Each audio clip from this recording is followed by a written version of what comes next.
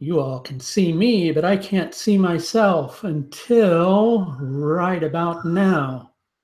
How's everybody doing?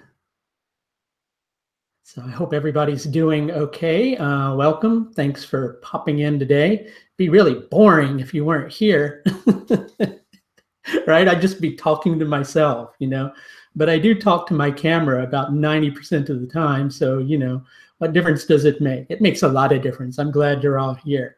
So just kind of getting settled in here, just to share something with you. Sometimes over here in the live chat window, the questions are flying so quickly that I will note one question in my mind and it's disappeared off the page.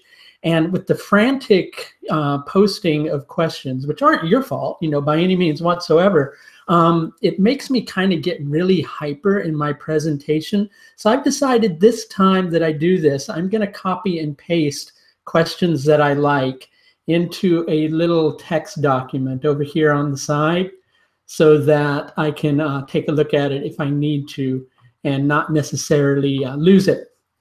Okay, because it makes me like kind of begin to answer your questions really quickly, and then it makes it seem like I'm being abrupt, and I never mean to be abrupt with any of you. So if you see me kind of answering questions quickly, it's because they're just moving so quickly up the screen. All right, so I'm going to try to deal with that the best I can. So let's see some of your questions. While we're waiting for some of your questions, I put a vote on my Facebook page about what type of mini course all of you would like to see. And I decided that I'm going to teach a little mini webinar that starts on the 12th of November. That's about 10 days from now. And it's going to run 4 consecutive weeks until the 10th of December, maybe an extra week, dependent upon course, on how to predict relationships and marriage. So for those of you who are interested, this course is obviously, since it's shorter, is much more,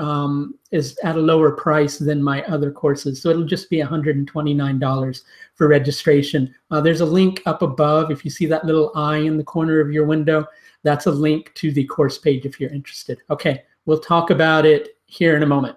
All right, let's copy and paste our first question here. See, it's moving up so quick already. It's like I can't even get my cursor on it. Right? That's what I'm talking about. Here, let's see if we can make that better now. Okay, Control V. All right. What do I think of 4 planets in a single house? Sucks to be you. No, I'm only kidding. Like say Cancer, Lagna, Sun, Saturn, Venus, and Mercury in it.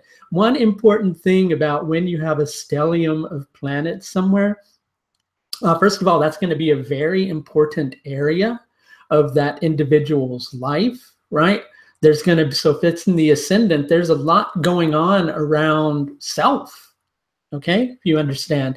In addition to that, all those planets are going to be aspecting the house just opposite. So of course, relationships are going to be a very important focus in the individual's life as well.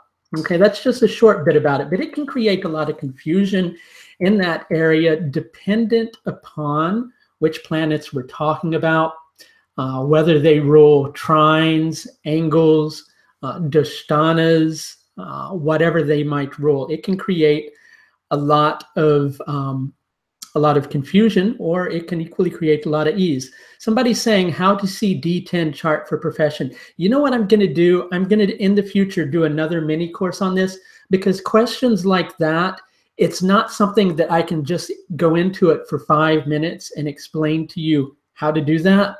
Because the thing is there's a lot of intricate factors you have to take into consideration. So it's not like I can just convey that information to you and give you the quick way to either know a person's profession or when they're going to have great levels of success, because there are a lot of different factors involved. Okay, so it's not me skirting around the issue, it's me wanting to answer your question accurately. But just as I'm doing a little mini course on relationships, I'll also do a mini course on career, because that was going to be the other option. Okay, so let's see what else we've got here.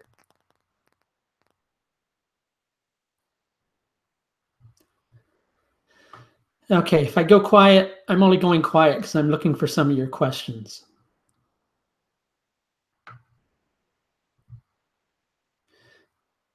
Somebody asked, when a planet is in the same sign in both the D1 and D9, it's powerful. Does the same go for when a planet is in the same house in both charts?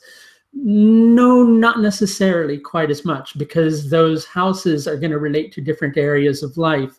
So the 7th house of your Hora chart can be how you relate to wealth or how you do business. The 7th house of your Chatra Tamsha chart can relate to the same. So there are a lot of different things. So it's not going to be as strong of a factor as it would be if it were in the D1 and the D9. And with the D9 being so intricately connected to the nakshatras and to nakshatra padas, that gives the Navamsha chart a lot more gravity, so to speak. All right. So let's see some other questions here.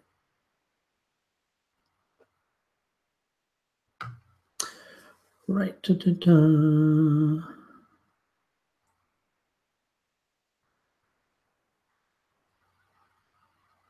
Okay, good question. I'm going to copy and paste this one. By the way, if I don't get to your question, please don't take it personally. It's not that I'm trying to ignore you. It's just that there are only so many questions I can answer so quickly, and some of your questions require a lot of intricate answers that would take a long time, and that wouldn't be fair to everybody else, because I would just be answering your question and spending like a half hour on it and ignoring everybody else. And so that's sometimes why I don't go into some questions. So if the 7th house and its lord are poorly placed, but Dharakaraka is amazingly positive and strong, then what are the results? Let's analyze this, right? I'm going to give you a simple guide to understand each of the factors related to relationship. So when we talk about the Karaka or the Dharakaraka, so natural Karaka for spouse for women, Jupiter, natural Karaka for spouse for men, Venus, natural Karaka for relationships in general for everybody, Venus. That's what I mean by natural Dharakaraka. Then the Jayamini Dharakaraka. When you have the Karaka, that's the producer of that particular concept. So if we're looking at the Dharakaraka, that's the planet that produces your spouse. It's going to say, this is your spouse, okay? Well, it's not going to talk to you, really. If your planet kind of like talks to you from your chart, you've been looking at charts a little too long, okay? And I've had that happen before, trust me. So that's, the creator of that particular concept. Then let's say you've got the 7th house. That is the actual created factor. Okay, so 7th house, Jupiter is your Dharakaraka. So let's say Jupiter as the Dharakaraka, that is, your specific Dharakaraka, meaning Jaimini Karaka, because those are different per person. Let's say Jupiter is your Dharakaraka. Well, you may have a spouse that's philosophical. You may have a spouse that's inspiring. Okay, they have that potential to be inspiring. They also have that potential to be uplifting. They might have that potential to be philosophical. Then let's say you have the 7th house, so to speak, right? And let's say that 7th house is in Gemini. Let's say that spouse that's uplifting is also quite intelligent, right? Okay, that's the 7th house factor. That's the actual created spouse. There's somebody who's intelligent, likes to approach things from an intellectual point of view, even though they're uplifting. So you have a further fine-tuning of the spouse. Now let's talk about where the Lord of the 7th is placed. Okay, where the Lord of the 7th is placed, that is your spouse in action. How do they act? So let's say the Lord of the 7th is placed in the 3rd. You've got a spouse who may be very determined. Equally, that also gives further credence to an intellectually oriented spouse, right? Okay, that's your spouse in action. Then, if you understand Jayamini's padas, the pada for the 7th house is the eventuality of your spouse, right? What does that mean? Okay, well, it means your spouse matured, the eventual result of spouse. So really, you can kind of, in a brief, short section, look at a complete way a person's relationships will go by understanding all those factors. And by the way, that's something I'm going to be teaching on the relationship course. So if you're interested, please do go and register for that course. It's only $129, okay?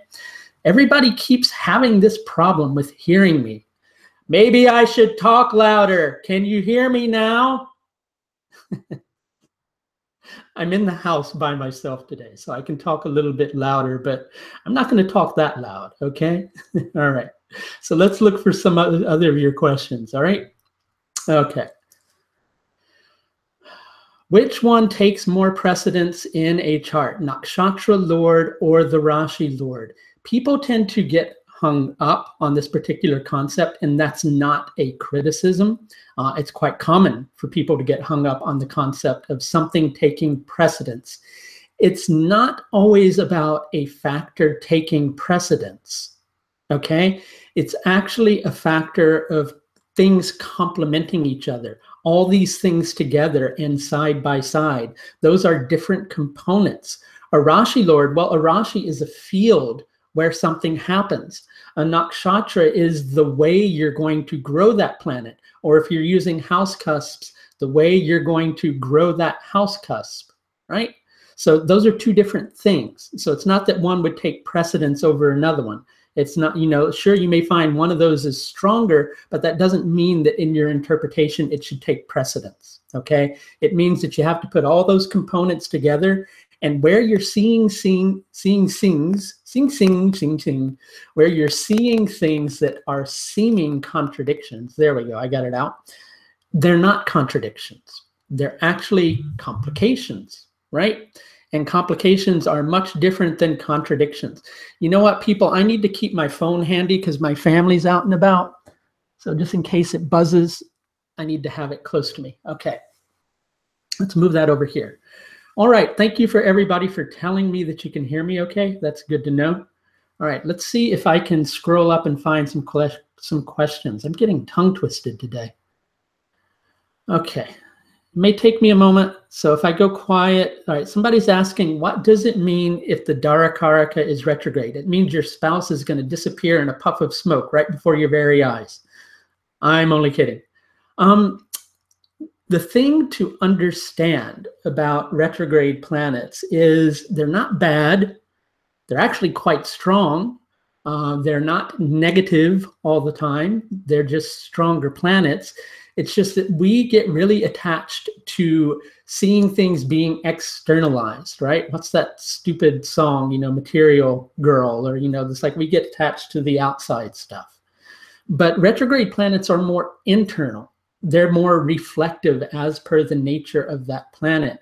So it might mean that you have a spouse that's thoughtful in regard to the planet that's involved with them. You might have a spouse who's more introspective. Let's say that Mars signifies your Darakaraka and it's retrograde. Well, your spouse may be somebody who kind of takes a lot of anger inside of themselves and kind of holds on to it. Those are the different things. So it doesn't necessarily mean something bad. All right. Okay, let's see what else we got here. Some of your questions. I'm not flipping you the bird. I'm rubbing my eyeball. Okay. I'm very prone to allergies, so sometimes I get itchy eyes. Even in the cleanest house, I get itchy eyes.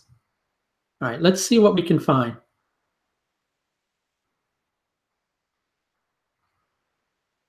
Okay, let's see what we can find.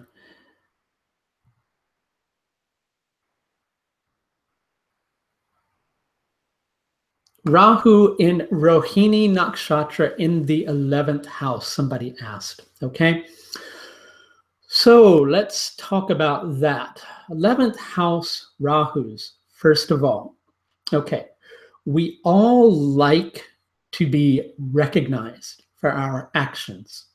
We all like, to a certain degree or another, for people to either say we did a good job in making a decision, or say we did a good job at being creatively expressive, or say we did a good job at anything. We like to get validated for our experiences. Well, Rahu conjuncting the 11th will make people even more attached to receiving validation for those things that they do. Okay, now with Rohini Nakshatra, and with Rohini being the favored wife of the moon, if you have a moon that is afflicted, then it can be that in striving to be ambitious or striving to get recognition in one particular area of life or another, that people become jealous of you. Okay, that's one way it can manifest. Let's say you've got a good, strong moon. Well, people can still get a little jealous of you. But instead, you can be somebody who's very productive, somebody who's very ambitious, but you may have a certain level of attachment to either being validated for your actions. And validation can come in many different forms. It can come in praise. It can come in the form of money. It can come in the form of anything, right? So there can be an attachment to validation with Rahu 11th house issues. And Rahu, by its very nature, is going to add some difficulty to Rohini because Rahu's a cruel planet. Okay? Let's see. Okay, so somebody's saying Venus is also the planet that holds the lowest degree. If it's in the planet that holds the lowest degree in your Rashi chart, that means that it's your Darakaraka. Venus in Pisces in the birth chart and in Virgo in the D9, well, that can mean that you are you tend to I'm giving you a broad generalization, okay? So don't take this and go, oh, my relationship life is going to be horrible, because we have to look at a lot of other things. It could be that you get very selfless spouses, but equally spouses who don't make you feel that satisfied. In addition to that, if Venus has nothing to do with relationships in the Navamsha, Venus is the critical graha of the Navamsha chart. And the Navamsha also relates to making choices that we feel are purposeful and making decisions that make us feel that we're doing the wise thing in order to bring pleasure into our life. And so you may have a really wonderful spouse, but you may make some stupid relationship decisions. That's just an easy way of looking at it. Okay. Ketu in the 5th is going to be similar to Rahu in the 11th. Ketu and Rahu are one and the same on a certain level, but Ketu in the 5th means that in previous lifetimes, you came from a position of following the path that just naturally inspired you. Okay, you followed the path of natural inspiration. You didn't care about validation. That wasn't as important to you. You still would have done the same things, even if you didn't get recognition for it. Well, in this lifetime with Rahu in the 11th, it's going to make you more focused on getting that recognition and that validation. Okay, pardon me. Time for a drink. Okay, just a reminder. I'm going to mention this every once in a while, okay? I know some of you get bothered that, you know, I take time on my own channel to talk about upcoming things that I'm doing, right? And that I should just really be, you know, be quiet and live off eating grubs out of the ground and gravel and dirt and just give you all, you know, free astrology assessments. I'm kidding. I love you all an awful lot, okay? But I do have to kind of eat too. So sometimes I do promote things that I'm doing. I'm doing a relationship and marriage mini course that if you take this course, it will teach you how to, at the very least, down to the 3rd, perhaps 4th dasha period, predict a timing of relationships, okay? So why do I say 3rd, maybe the 4th? Because it depends on the Mahadasha period. If you're in Venus Mahadasha, which is really long, you can go down to the 4th level. If you're in, say, Sun Mahadasha, which can be really short, you only want to go down to the 3rd level. Why do you only want to go down to those levels? Well, unless you've got a really well rectified birth time, there could be some discrepancies, okay? And that's why. And why am I not going into predicting the exact day of it? Because the reason being, that is a very complex technique. I shared that recently on a full-length course, and it's a bit intensive in nature, and I would not have time to do that in a mini course, which is only going to be 4 weeks long. So I figured best things first to give you the tools to predict things down to the 3rd level. And I did this on purpose because I know a lot of you feel that you don't have the funding to take my courses. So I wanted to make a course that was a little more affordable to people. So this course, if you want to register for it, and it starts on the 12th of November and runs through the 10th of December, is only $129. There's a link in the video up above where you see that little eye if you want to go look for information on that course. Okay, I'll shut up for now on that, and now I'll give you some more astrology answers, okay? I'm a sarcastic guy. I can't help it.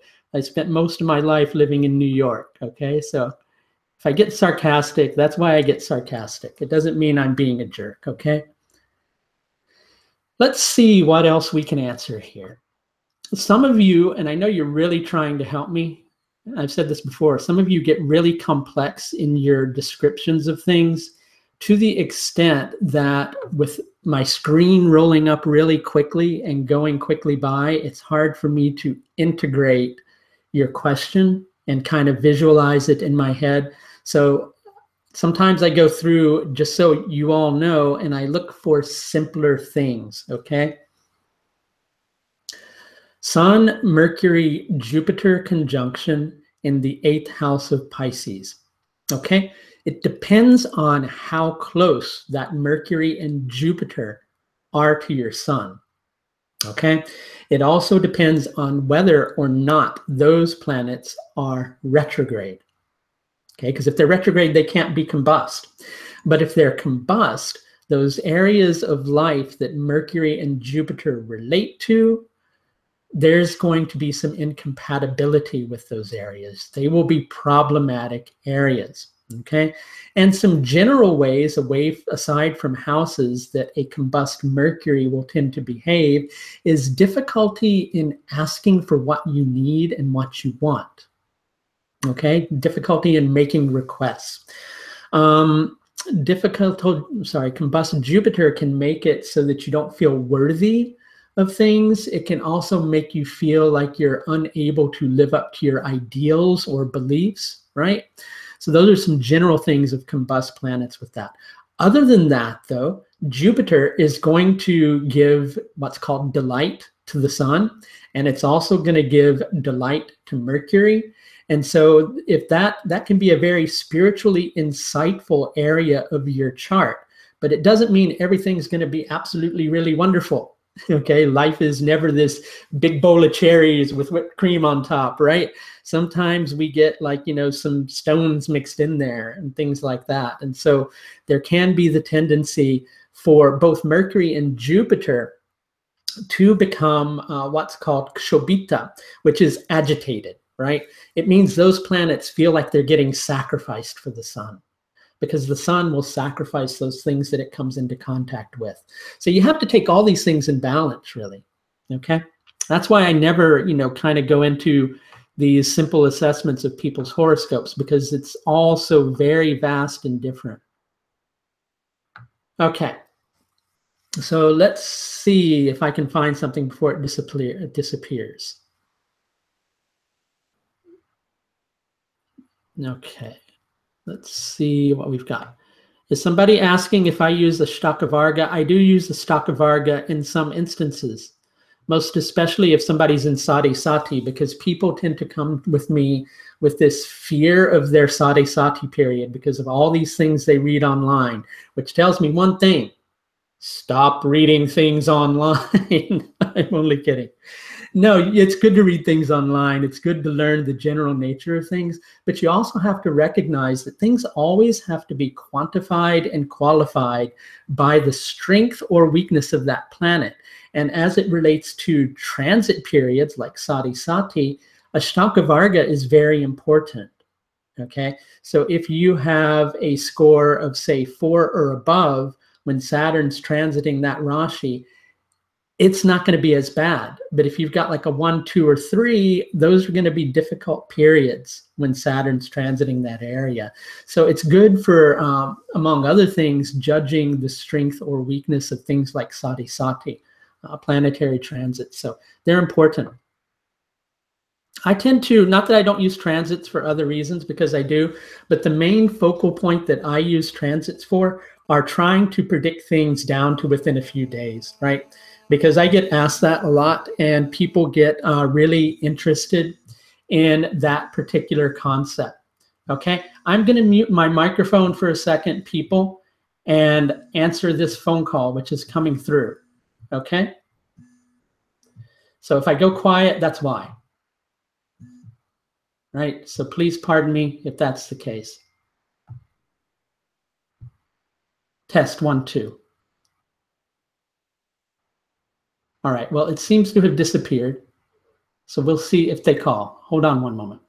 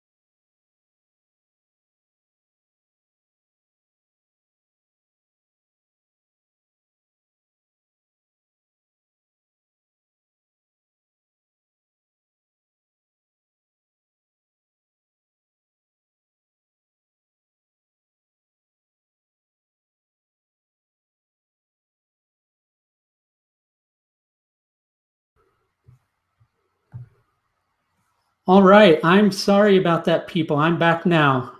Okay, hope I didn't lose any of you. My apologies, I had to answer that. It's just, family related stuff. That's a really, really small phone.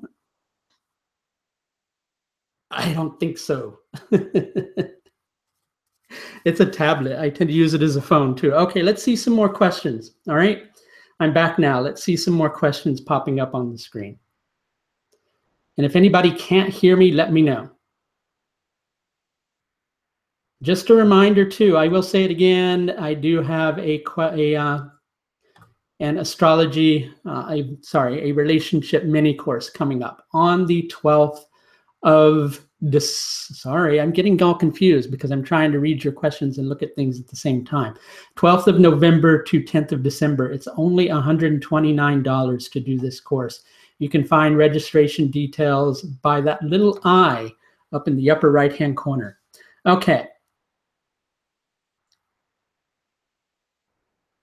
Okay, you have to understand that somebody's asking what Saturn exalted in Libra in birth chart but debilitated in Aries in Navamsha means. I'm not going to go into the fourth house descriptions, but I will give you a general understanding of, even though I did a video on it recently, of the difference between a planet being exalted one chart and debilitated in the Navamsha.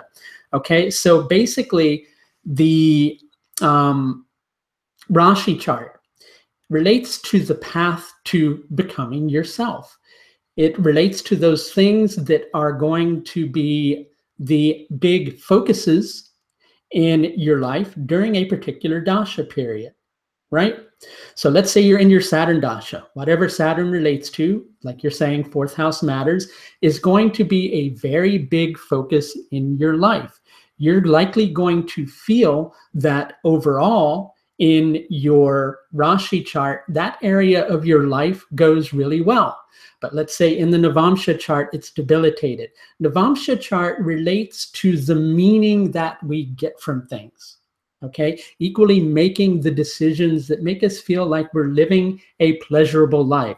Well, even though that area of your life goes really well, you may not make the best decisions in relation to that.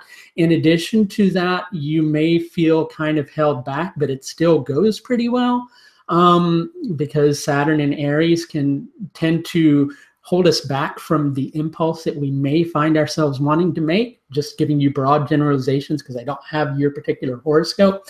And we may not find much meaning in those fourth house matters. but it doesn't mean those matters won't go well. You see, that's the difference between that, okay? There are two different areas of life.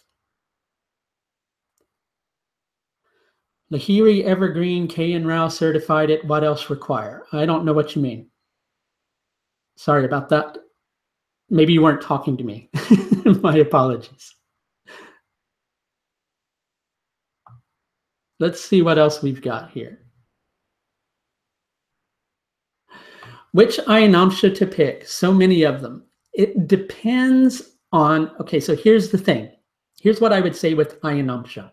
When you're first learning astrology, if you're learning astrology from a teacher, even if you're not learning astrology from a specific teacher, but say you're learning it self-taught from books, whatever those teachers use that ayanamsha. Even if it's not the ayanamsha I use what those teachers use, okay? Because you're learning techniques that they have found to be valid using that ayanamsha, okay? When you become very proficient at astrology, if you don't find that ayanamsha is working for you, then begin to experiment with some others, okay? But don't just go on what your friend says, or Billy Joe, Bob Jean says, or Ethel May, Maria Louise says. Don't go with any of that stuff, right? Just go with who you're learning astrology primarily from, right? And then when you get good at it, then begin to experiment with other ayanamshas. I have no vested interest if people use the ayanamsha that I use, which is why I'm not even going to tell you what it is. Okay? All right, let's see what else we've got here. Mercury, okay. So people keep asking me questions about Pushkara Navamshas, and so I understand that it's about a particular degree that a planet occupies and how that it can make that particular planet in that nakshatra and in its position in that Navamsha overcome difficulties.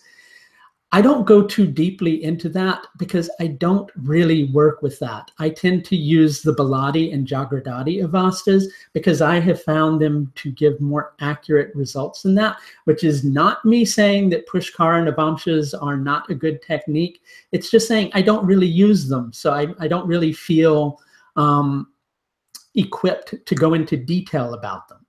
Okay, because I find I get more accuracy. Sure, I've kind of experimented with them here and there, but I find that I tend to get better accuracy using Baladi and Jagradati avastas. They're kind of a cornerstone of my work, all right? What are some more mundane and practical indications of Bharani? Okay, let's mundane and practical. Mundane is so damn boring. Why do we want to be mundane? I'm only kidding. I'm just joking with you. All right. Bharani tends to often be connected with children. You have to look at the factors that are in Bharani in terms of what's happening. Okay. So if sometimes you can see things like I've seen like people with a lot of indicators that point towards over-sexuality, like 8th house factors conjuncting Rahu, Mars coming into association with Venus, and say they're both in the 8th house, you know, difficult passions, along with, you know, perhaps Rahu influencing it, and another sexual related factor, like say the 8th lord placed in Bharani nakshatra, that can get an over fascination with sexuality because of Bharani nakshatra being connected to the vagina, but that will also work for men or women in terms of sexual fascination, so that can really work. You also see a lot of 10th house related factors or other career factors like the Atmakaraka in Bharani nakshatra can make somebody more connected to being things like a midwife or a gynecologist. There's a lot of different things, but again, you have to take all these things in balance with other factors in the horoscope. I'm not going to get into this upcoming Saturn and Jupiter conjunction happening in 2020 because I haven't really looked into it, to be quite honest. I'm a day-by-day guy. If people are coming to me for a consultation and they go, I want to look at this area of my life in this transit, then I tend to look at things like that. But in terms of having spare time in order to investigate things, I tend to not have quite as much spare time. Oh, that's okay, Tajana. I hope I'm not mispronouncing your names. I was just joking. So I understood what you meant. I just like when I see an opportunity to make a joke, I like to kind of take advantage of that opportunity. Okay. Do I ever use Savartabhadra chakra? No, I don't. And I don't know how to pronounce it that well either, you can tell. Okay. Actually, I'm just getting a little bit tongue twisted. I don't really use it. I've kind of played around with it, but you know, there are certain tried and true nakshatra techniques that I use that make it just so that I don't really have any desire to explore other things. And I tend to get kind of caught up in doing consultations a lot, and getting caught up in doing consultations a lot, I find I generally have little time to explore other things, okay?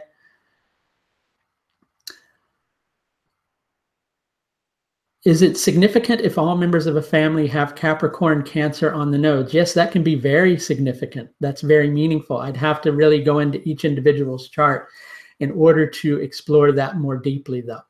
Okay. And just a reminder, so here we go, right? I'm going to go into being that annoying person who completely self-promotes, right? And shamelessly self-promotes themselves. So for those of you who are interested in relationships and learning how to predict marriage, I'm going to be teaching a mini course that starts on the 12th of November and will run through the 10th of December. It's just 4 weeks, maybe 5, dependent upon how quickly we get through things. On that course, we'll learn all sorts of things, like the one big help for astrologers, right?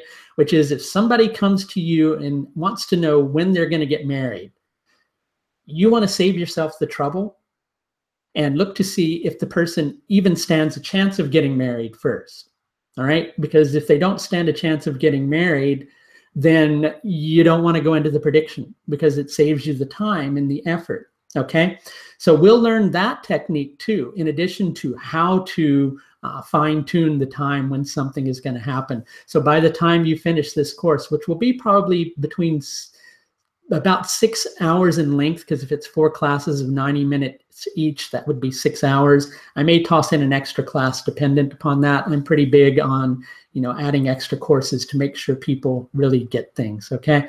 But you can register for that course if you follow that little I up above. That will take you to the course registration place, okay?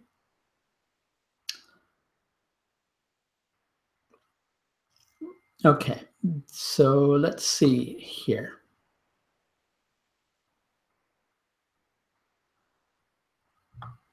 I'm tending to, because my brain's getting tired, I'm tending to look for simple questions at the time being.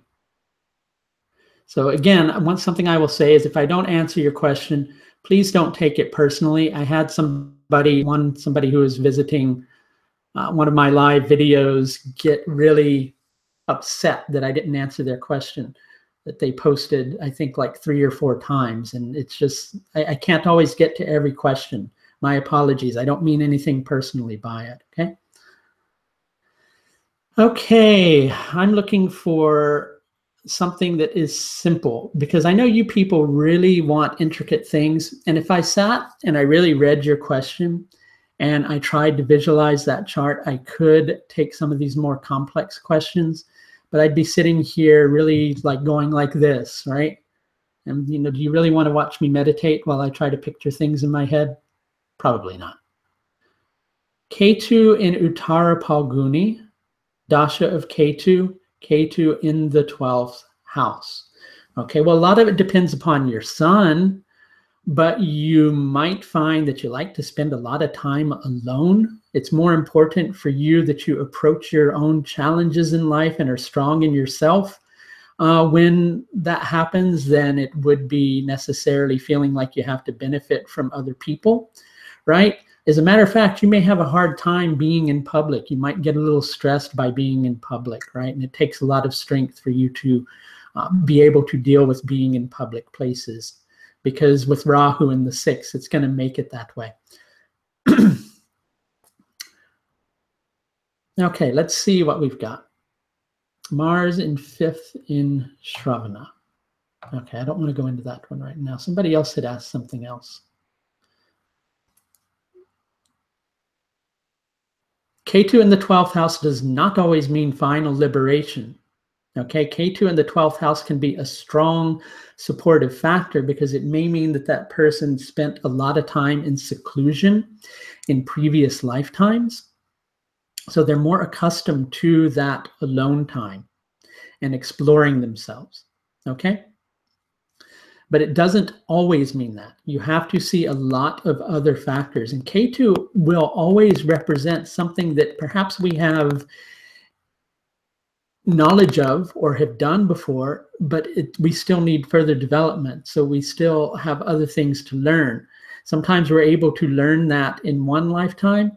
Sometimes we can't always learn that in, one last lifetime. But, it's a factor that can contribute to it being a last lifetime for an individual, but not always. Okay. Rahu on ascendant with a Jyeshta ascendant. Okay. Boy, you can't get enough information, can you? Right?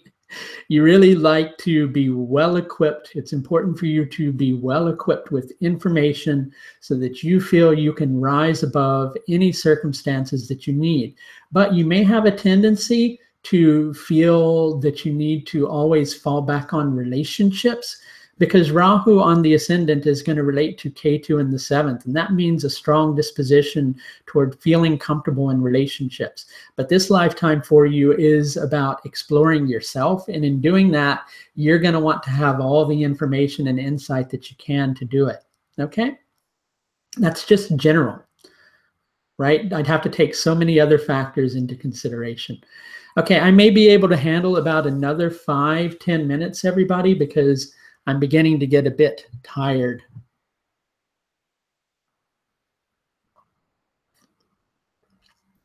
If you can imagine, I talk all day long, okay? Fulfilling your Rahu is going to be different as per person, and it depends on a lot of different factors. It's not just, Rahu's position. There are so many other things to look at, okay?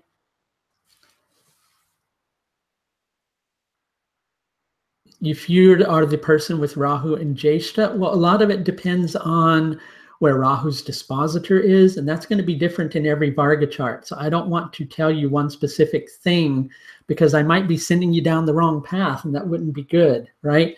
So those are things that really you need more to schedule a consultation for in order to get clear information as per your entire horoscope. You can do that through my astrological services page, but I don't want to say things without knowing your full horoscope, because fulfilling your Rahu is a very important thing. And if I'm making a supposition just based upon you having Rahu on the ascendant in Jyeshta, then I'm going to be giving you an incomplete supposition. Okay? But part of it is going to relate to becoming comfortable just following your own path. Okay? Part of it will relate to that. Yeah, somebody's making a good point. I would reword the way you put it, though. It's not so much about you not being able to fulfill your Rahu. You can bring your attention to it, and you do need to learn the art of enjoying your Rahu, and enjoying means just kind of going through it. Quick side answer. Somebody says, do I use tropical nakshatras? No, nakshatras should always be sidereal. Okay, but the thing is with Rahu, people tend to always want to control Rahu. And so what will happen is you'll get into whatever you feel you're supposed to do with your Rahu. And sure, you can focus your attention on the path that you need to complete. But just because you do that, it doesn't mean that what Rahu is trying to teach you is going to go away. It's just going to take you through deeper and deeper layers. So it's good to understand what Rahu is about in your chart. But at the same time, it's not that you're going to be able to control that. You may find with Rahu in the 11th, or you may not, because I'd have to look at your complete horoscope, that you have difficulty with peer groups. You get involved in peer groups, and sometimes they fall apart for you. That's just a generalization, though. So I don't want to limit you. Prove me wrong, because that may not be the case. I have to look at your full horoscope, but you're asking me. So I'm trying to give you an answer to make you feel a little bit satisfied. Okay. Are you able to ask questions during the webinar? Most definitely. And actually, I didn't mention this. If you join the webinar course on relationships in marriage, basically each class is going to be recorded. So you get a recording of each class. If you miss a class, it's no big deal. You can go back and review the recording. And you also get membership to my astrological forum. So if you don't get to ask a question during class, you can ask a question in between classes too, in the astrological forum, right? So you can definitely ask questions in class. I'll probably pause every once in a while for questions. So just a reminder, this is a mini course that I'm doing for 4 weeks. It starts on the 12th of November, which is 10 days from now. We'll run through until the 10th of December, maybe the 17th, dependent. And the full course is $129. So you'll learn how to predict key relationship periods, like when a person might meet a relationship partner and when a person might get married. We'll learn the difference between the 7th and the 9th house in relationships. We'll learn the difference between the Saptamsha and the Navamsha. We'll learn about Baladi and Jagradati avastas and how to put it all together so you can understand when relationships are likely happening. Okay? Okay, maybe one more question. Let's see.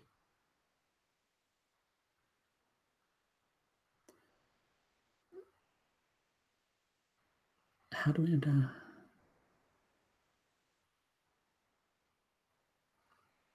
relationship between Rahu and Saturn? That's a good question. Okay, let's talk about that. Ketu, there's a saying that Ketu behaves like Mars, Rahu behaves like Saturn. Okay, so let's understand Ketu. Rahu and Ketu, this will be the last question I handle, by the way. Okay, Rahu and Ketu are the army of the royal court of planets. Okay, so basically they're different components of the army, though. Ketu is like the general, right? Ketu relates to Mars for that reason. Mars gives us good logic, right? So Ketu is going to show, if you look at Mars, right, in relation to Ketu, it will show where the individual has special expertise and special skills, dependent upon the strength or weakness of that Mars. Now, basically, Rahu, so Ketu being like the general is going to be more comfortable directing the troops from within the kingdom, because the general is more familiar with the kingdom. You put that general out on the battlefield, he is likely going to need to continue to retreat back to the kingdom in order to make his logic work, because his logic works in territory that's familiar, as does Ketu's, all right? So then if you understand Rahu, Rahu is like the servants, right? The army in general. They have to learn how to exist in cold circumstances with little food, difficulty in strange foreign environments far away from home, right? So they relate to Saturn, because Saturn is the servant. So where Saturn is in your chart, those are the areas that you're going to try to survive in association with your Rahu. It's where the ego begins to attach to. Okay, that's just a simple understanding of this, right? Some indications of rags to riches. I think I'll do a future course on that too. So I have a few courses planned. We've got the relationships course, predicting career, and also finances. Those are all planned mini courses for the future. But if you want to take this particular mini course on relationships, again, the eye is up above in the video. And also, if you want to schedule a consultation with me, you can find that on my website as well, if you're there. Okay, everybody, I need to go for the day. It's been wonderful, as always, talking to you all and relating to you. Please do take the very best care of yourself, and I will see you all the next time that we talk. And I'm just going to keep talking until I find that stop button. Bye now.